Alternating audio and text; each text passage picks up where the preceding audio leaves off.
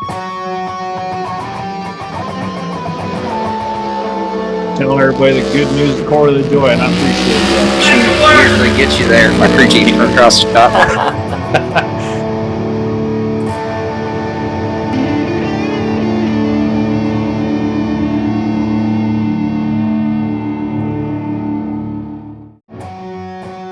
What's going on, y'all? This is Josh from Team Super Shoe, and welcome back to another episode of the Shoe Show.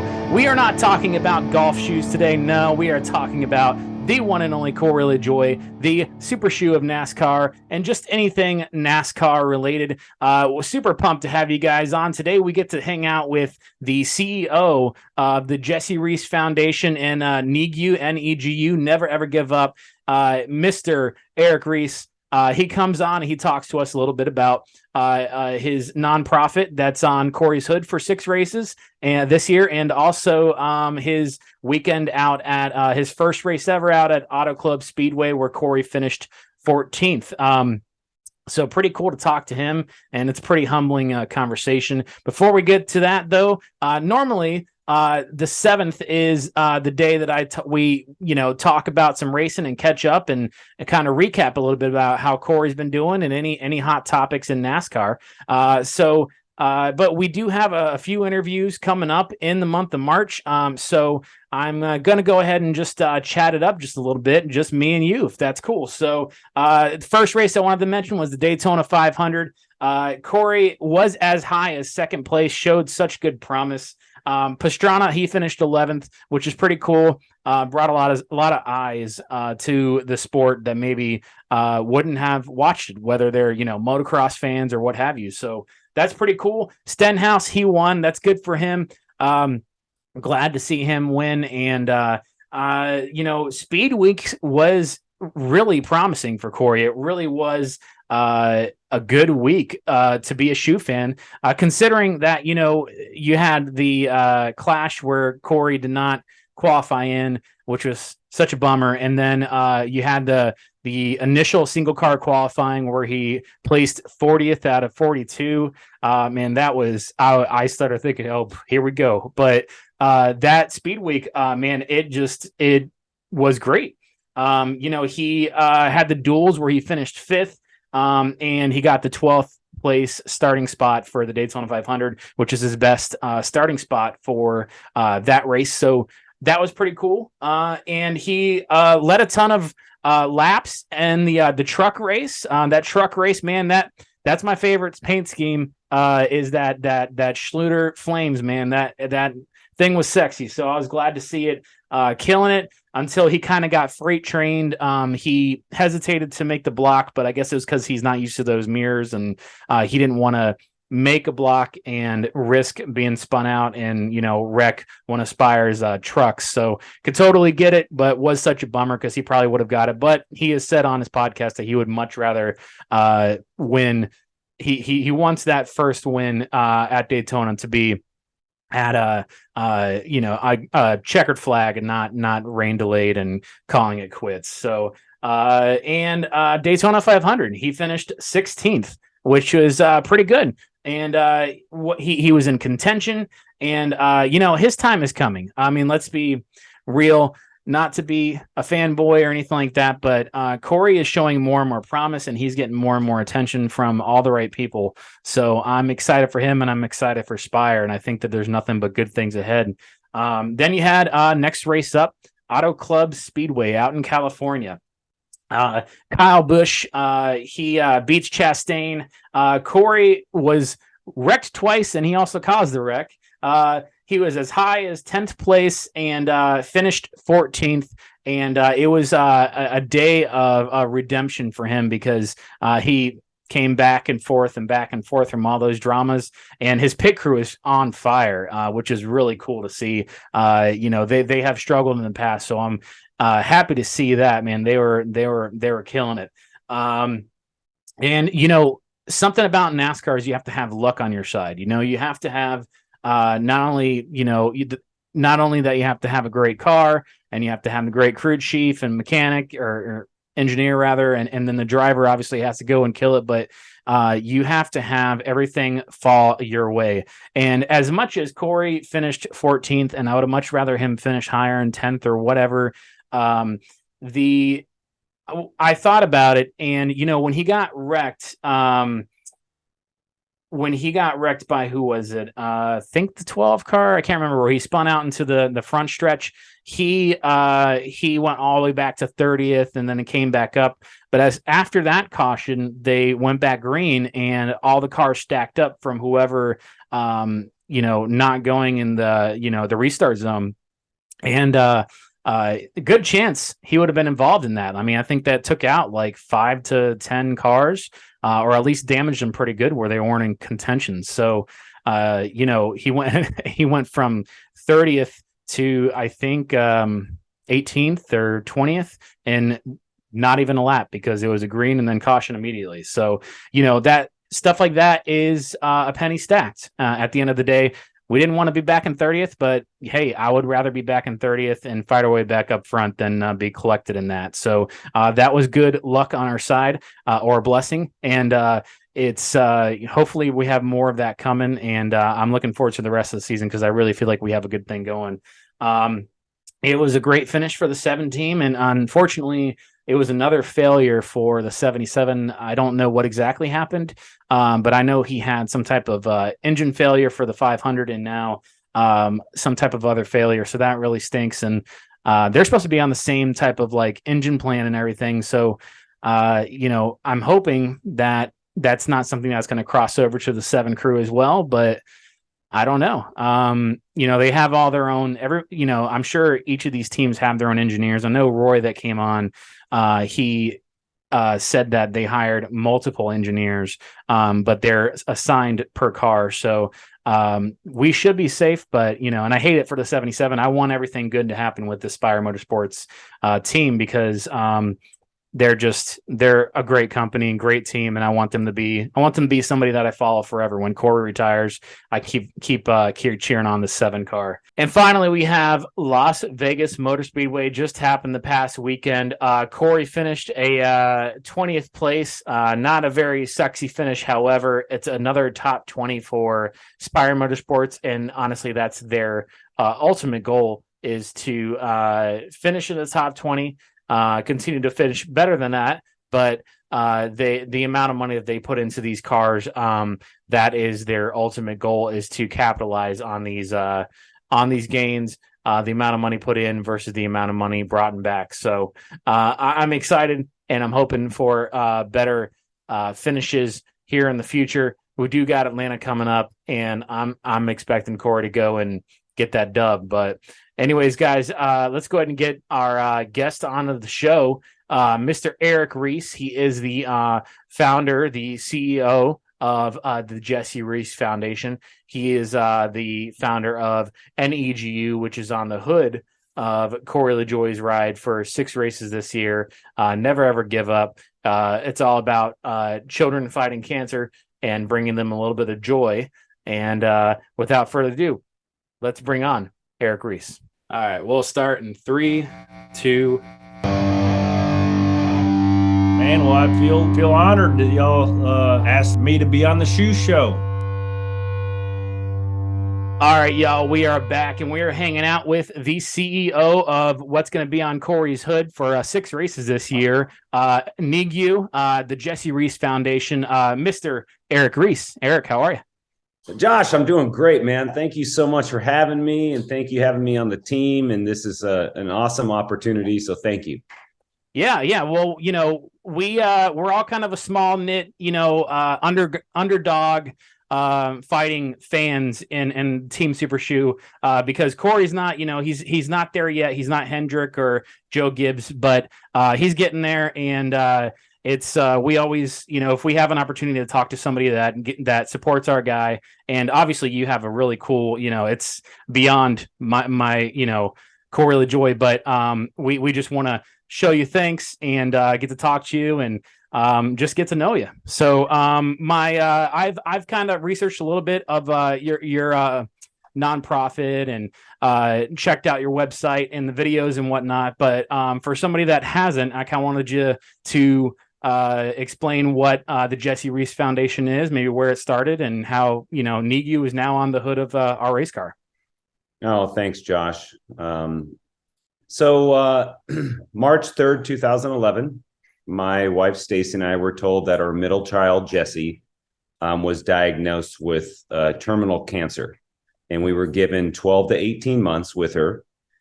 And obviously, the worst news any parent could ever hear is not only your child has cancer, but there's a time ticking and you only have so much time with your child.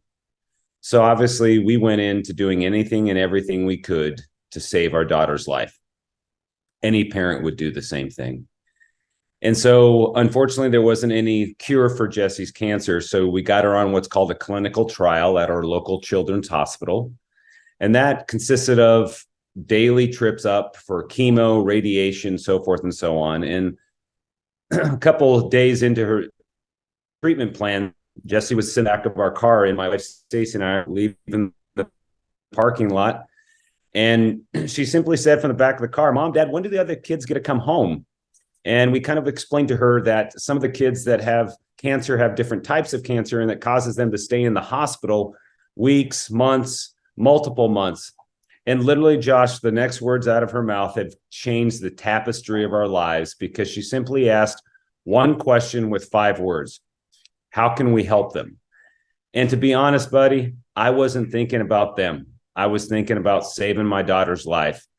But Jess had this burden for the kids that couldn't leave the hospital. So to make it short and simple, because we're on a time, but she created these things called Joy Jars. Her middle name was Joy, and it started as a brown paper bag, but the hospital didn't like that. So we had to come up with something different. So we came up with this jar, and it's called Joy Jars. They're 64-ounce jars stuffed to the very top with new games, toys, and activities for kids fighting cancer. And during Jessie's 10-month and 2-day fight, she actually stuffed and sent out over 3,000 Joy Jars to kids fighting cancer.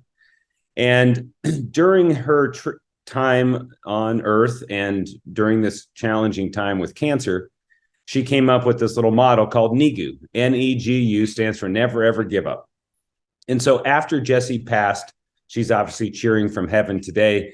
But we sat around with our other 2 kids, Jessie's big sister and little brother, and just said, it's been a challenging season. We can close a chapter or we can start a new chapter. And her sister said, "Dad, Jessie's motto was never ever give up. How can we?" So at the kitchen island that I'm actually sitting at right now, we all stuck our arms over each other and just said, 1, 2, 3, Jessie. And we decided to keep the mission moving. And the Jessie Rees Foundation does not cure cancer. We focus on curing bad days caused by childhood cancer. And I can't wait for the cure people to put me out of business. That would be a great day. But unfortunately, 400,000 children are diagnosed with cancer every year around the world.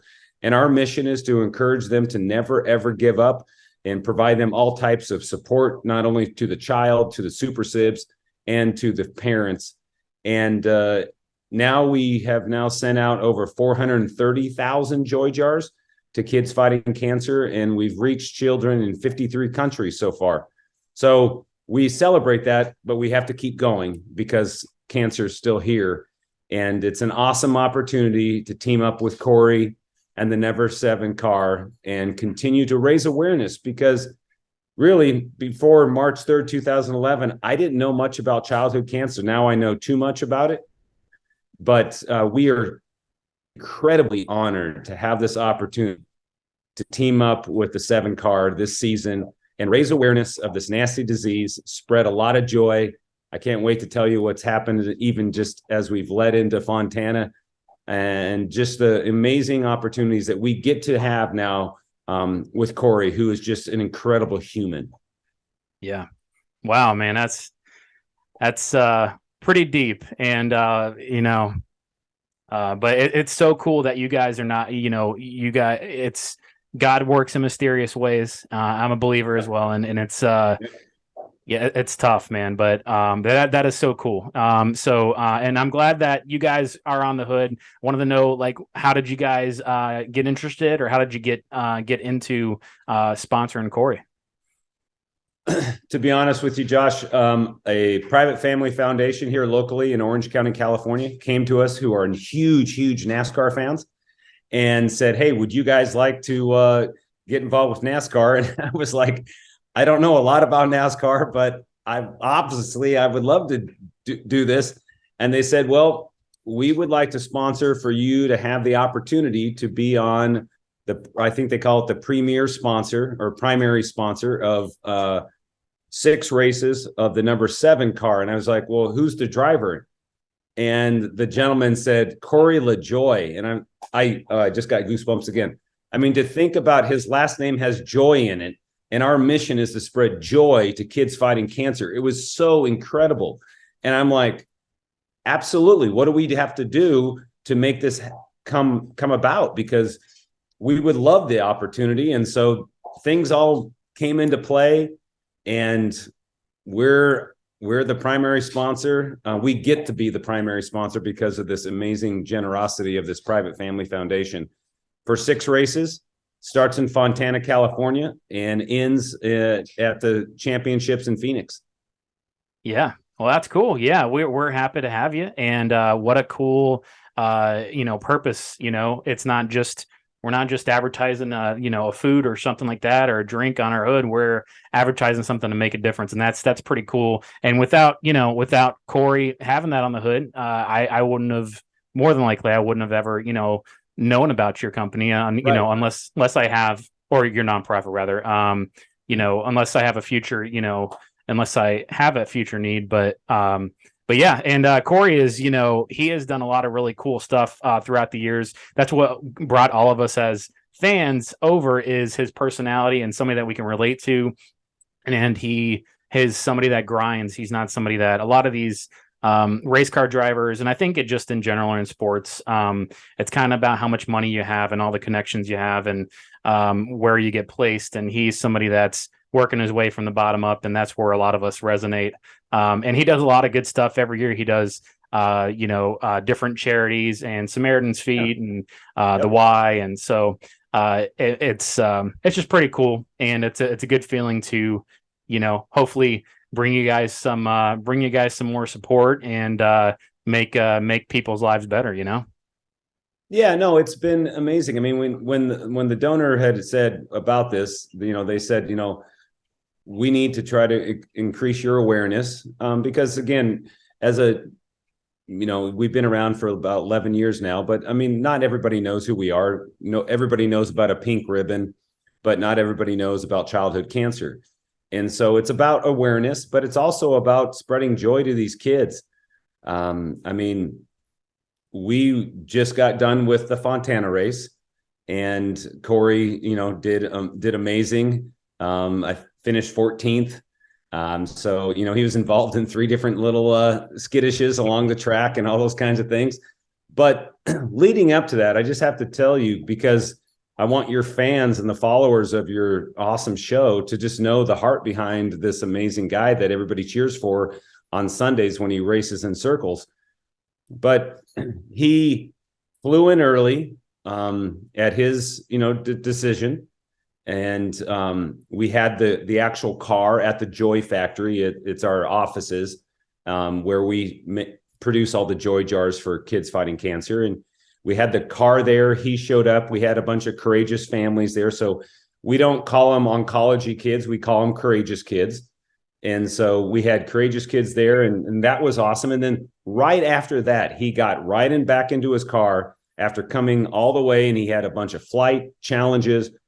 He got right in his car, drove to a local children's hospital, delivered joy jars to children fighting cancer in the local hospital. We made a special Corey LaJoie joy jar that has a racing theme to it and stuff. And he spent over 2 hours just there, just loving on the kids, talking to the parents and all that kind of stuff. And then, obviously the whole weekend was a little challenged by the weather and everything happening here in Southern California with the rain and stuff. But We brought some families out to the race. He spent over 30 minutes just hanging out with them, loving on them, and getting to know them. Sorry, my dog's in the way. But he's that guy that just, you could tell he's a dad. And he never once made it about himself. He made it about the kids. And that's what I just loved about him. And I've obviously just got to know him, but he is an incredible man, a man of faith, obviously, but he is just cares so deeply. And we get to do this throughout the season, and having him team up with other children's hospitals and deliver joy jars and stuff. So it's an amazing opportunity for us to keep spreading more joy. And obviously, yes, raising funds, because we obviously have to raise the dollars to keep the joy flowing and stuff. But we're just super honored, Josh. Yeah, that's cool. So tell me about your weekend. What was it like? Was it your first race? Yes, it was. It was loud. I've never been in the pit crew, and meeting the pit guys, and those are some special athletes, to be honest with you. Yeah. No, I mean, I just love that they're fans. They're just, no, the weather was not the greatest, but they sold out. So that's over 100,000 people coming out. And then day before it snowed, and it doesn't snow in Southern California much at all. So, so the dedicated fans, I've learned about NASCAR fans, they're just dedicated, not only to the overall racing, but to their drivers and all those kinds of things. So that was awesome. And then, being able to just spend some time with the crew, getting to obviously talk to Ryan, who's his crew chief, and just getting to know everything. It was just a really, really awesome opportunity to start getting educated into a sport that I used to watch, but I didn't pay attention like you all do. And, now I'm a raving fan, and I can't wait to get to the next race. Next race is next weekend is in Vegas. So can't wait to cheer him on there. And I don't care what brand he has on his side of his car. We're cheering for the human that's driving it. And he's an amazing guy. And I'm honored to be able to cheer for him. Yeah. Yeah. So you said are you heading to Vegas, or are you going to be watching that, is what you're saying? No, I hope to go to Vegas. I hope to go to Phoenix because they're here locally. And then we won't be back on the car until Martinsville, and then Daytona and Bristol, and then back to Vegas, and then we end in Phoenix. But I'm going to go to as many opportunities as I can that are relatively close for us. It's a short trip to Vegas and Phoenix from where we live here in Orange County. Right. Well, that's cool. And was it? Did you have a hand in the design? A lot of us on the page really like the NEGU 7 car. We had some obvious collaboration. Spire Motorsports has been super, super collaborative with us. Great organization. And, we didn't realize how important the hood was in terms of that's gets the most TV exposure. So we're rethinking what maybe the hood might look at the next gen, just to try to get to make it as clear as possible when it's going 185 miles an hour. Right. Corey actually said, I don't know. I mean, this is a cool scheme. I just don't know at going 185 if it's going to be as simple, because you got to make it simple when you're going that fast from a advertising branding kind of point of view. But we'll figure it out. But it was an incredible weekend. We met everybody that's involved, not only if it's the hauler driver that drove 41 hours with his, co-pilot to make everything happen. They're just heartfelt humans that are just love the sport, obviously, but love Corey. And that's what I just loved. And, yesterday we got to walk with him to the drivers meeting, and to see him always stop. He never once said, "Oh, sorry, I can't sign this or can't sign that." And somebody was in front of him. I'm not going to name the name because that's not fair, but that wins a lot. And he was just like, sorry, I got to get to a meeting. Sorry, I got to get to a meeting. And I don't know. That made a big difference to me. That For sure. 15 seconds to go to, because they have their signature down so fast. It just means a lot to the fan versus, sorry, I got to get to a driver's meeting. But, we all have our priorities. For sure. Yeah. Spire is special. And I have been a race fan for a long time since, I was probably 5 years old and really paid attention mid 90s. So I have been fans of a few drivers, and Corey is something special and different. And it's really cool to get to know them. I've had a few of the team members, Ryan Sparks and Roy, the engineer, and the spotter. I have all these luxuries to do the show and have them come on the show. And every one of them say the same thing, that they would never want to leave, even if they had the offer to go to a bigger team, because they, love that family atmosphere that Spire Motorsports is. And that's what they're making. And they're making a difference that way. So it's pretty cool. Yeah, totally. So, the car, being sponsored for 6 races from NEGU, do you have any type of expectation for this year? Any type of goal besides obviously getting Corey in victory lane? Well, that would be awesome. Obviously, he deserves it. And, I know last year at Atlanta, he was there close. But a victory to us is every time that Corey can walk into a children's hospital and meet with a child. And for those 15 minutes, that child doesn't think about cancer. That is victory lane for us. That's what our mission is. And so to be able to do that over and over and over and over and over throughout the season is super special. So, just being able to cure more bad days is really the winner's circle for us this year as an organization. And yes, obviously we would be incredibly honored, no matter what race it is, that he gets the chance to stand on that car in victory lane. Yeah. Well, Corey will be winning this year. I can feel it. And it's going to have your nonprofit on the hood. I'm super excited. When he does that, how is Erik Rees celebrating?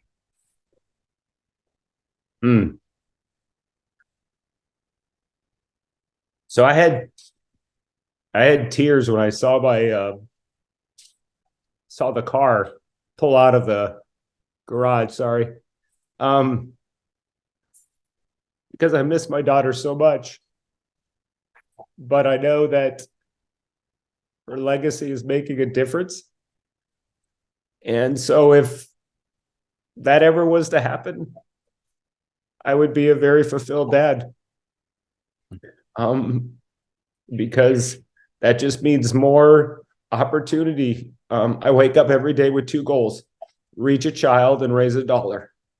And if he was able to, or when he's able to, get in victory lane, and if it's happens to be with our branding on it, that would be an amazing opportunity for kids fighting cancer. Well, Erik, man, it has been really cool to get you on the show. Talk a little bit about your you're such a meaningful nonprofit that you guys have, and talk about some racing. And I'm glad you're here, and glad you're on the hood, and I'm glad now you're a big race fan. So go 7. We'll have to keep in touch, and join team. We have a Facebook group called Team Super Shoe. If you want to come, and that's where we really chat it up, and so racing is a pretty cool sport. So just glad you're here, man. I appreciate it. Well, thanks again, Josh, for having me. And we really look forward to a great season. And we're super excited to be a part of Corey's team. Awesome. All right, Erik. Well, God bless, man. I appreciate you. Thank you.